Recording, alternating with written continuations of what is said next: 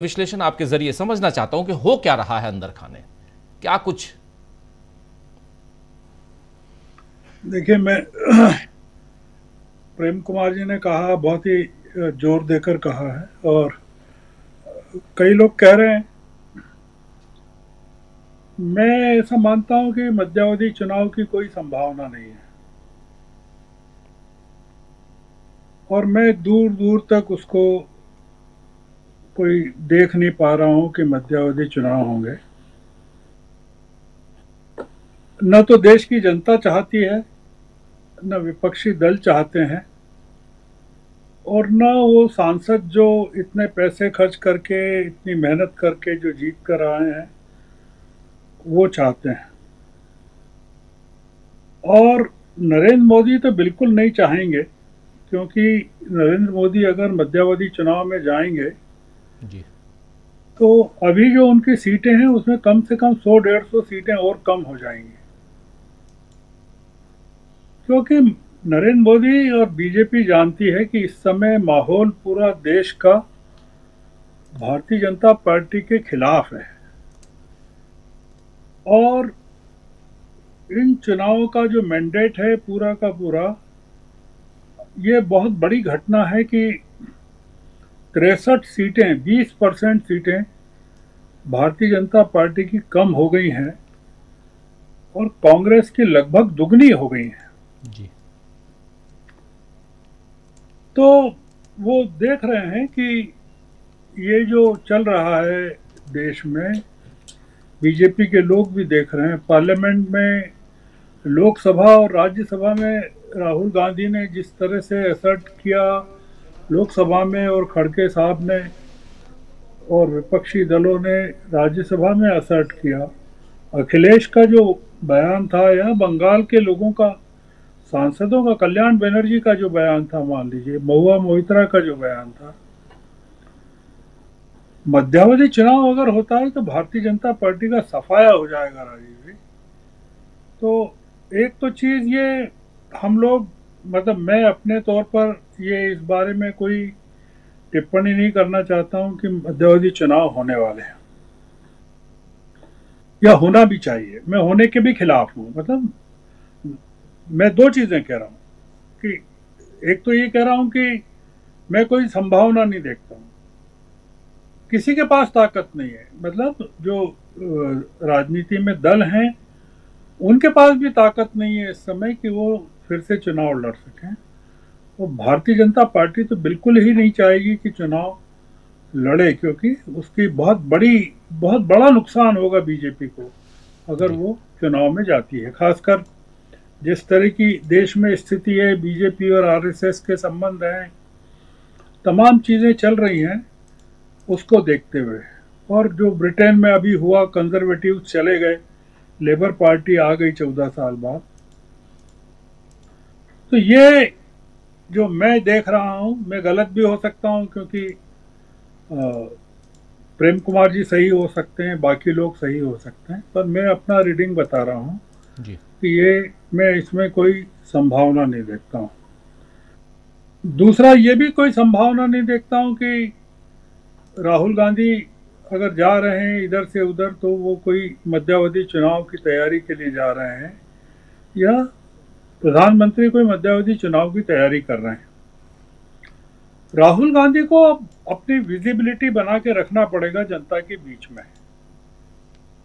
और इस सरकार को जितना वो अनपॉपुलर कर सकें वो करना करना उनके लिए बहुत जरूरी है। मणिपुर के सांसद ने, जो जेएनयू में प्रोफेसर भी हैं, उनको रात को 12 बजे बोलने का मौका दिया गया जी।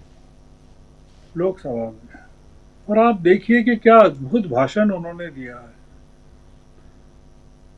मणिपुर को लेकर।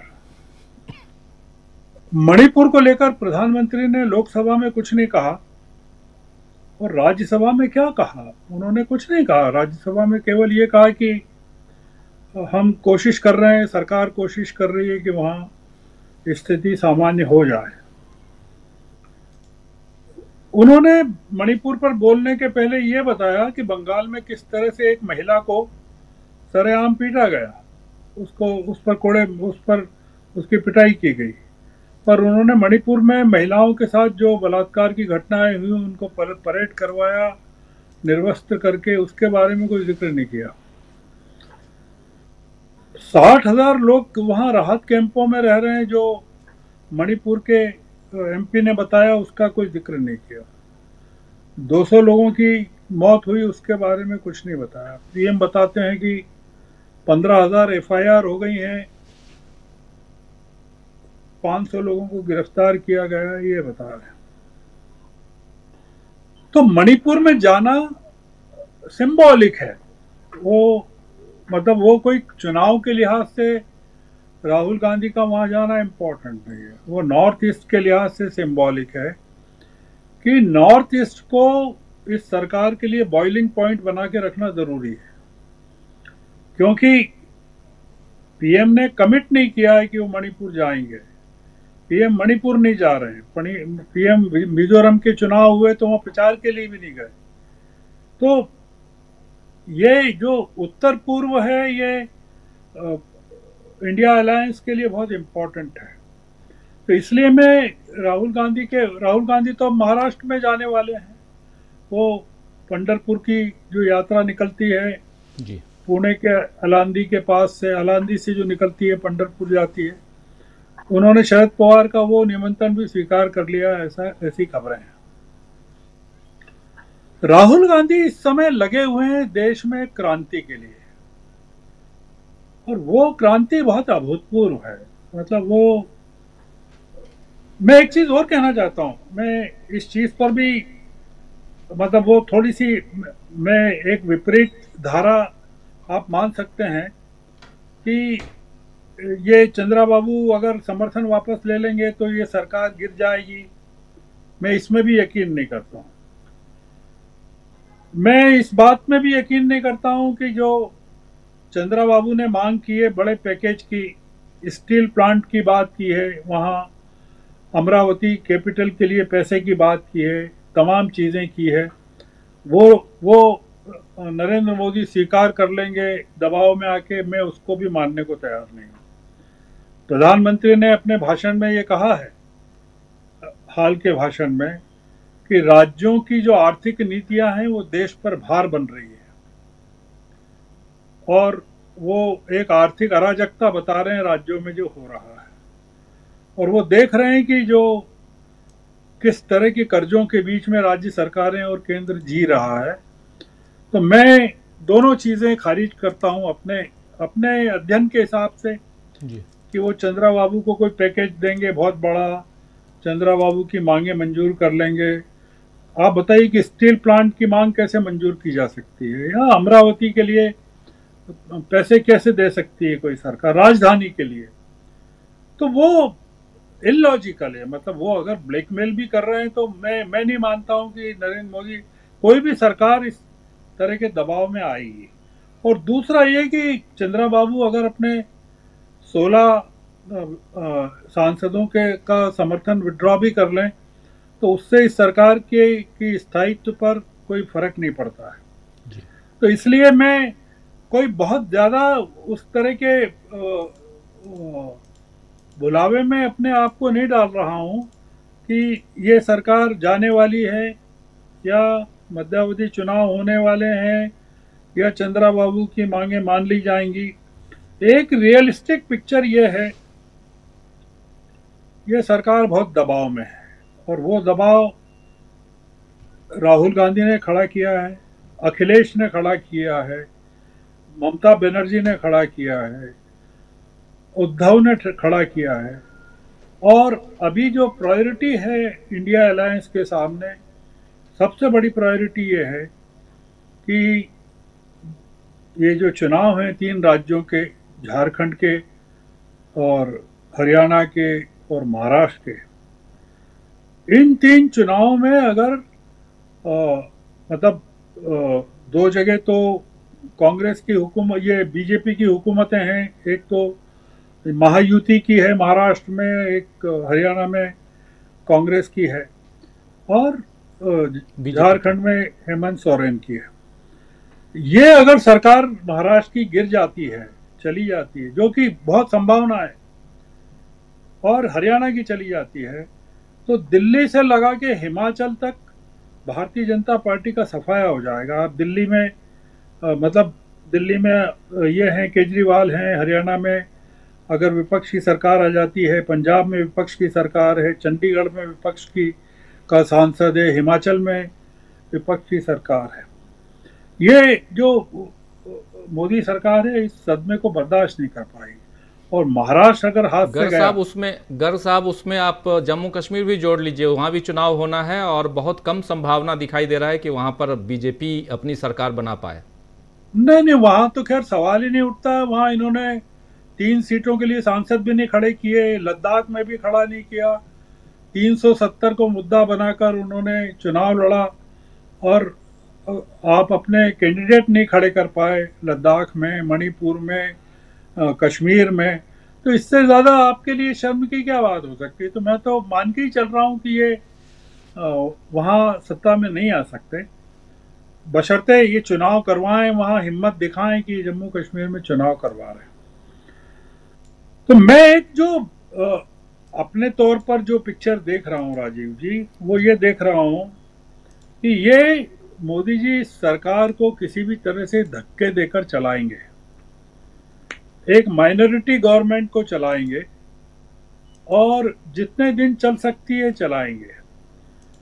इसलिए, और दूसरा एक मुद्दा और भी है कि क्या राहुल गांधी चंद्राबाबू नायडू की मदद लेना चाहेंगे क्या? मतलब एक व्यक्ति जो बीजेपी को समर्थन देता है, मोदी को समर्थन देता है, और समर्थन के लिए ब्लैकमेल करता है कि भाई हमको आप इतने पैसे दे दीजिए, और वो नहीं देते हैं तो वो समर्थन विड्रॉ कर लेता है। तो क्या ऐसे पॉलिटिकल अलायंस को राहुल गांधी की जो पॉलिटिक्स है उसमें जगह मिलना चाहिए क्या, या वो देंगे क्या?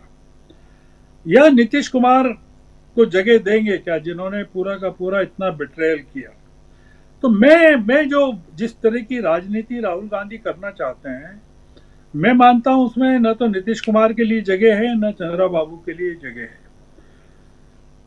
मैं देश की राजनीति को बहुत एक अस्थिरता की तरफ जाते हुए देख रहा हूं, और उसमें भारतीय जनता पार्टी को काफी तनाव में देख रहा हूं, और अस्थिर होते देख रहा हूं कि इतने 30 जून को खत्म हो गया इनका नड्डा जी का कार्यकाल जी।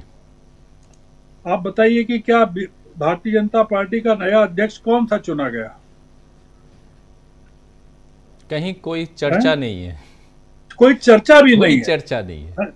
आपने ये ध्यान नहीं दिया कि झारखंड में चुनाव जीतने के लिए किसको भेजा है बीजेपी ने? शिवराज सिंह को भेजा है और हिमंता बिस्वा शर्मा को भेजा है। क्या ये योग्य है वहां जाने के लिए?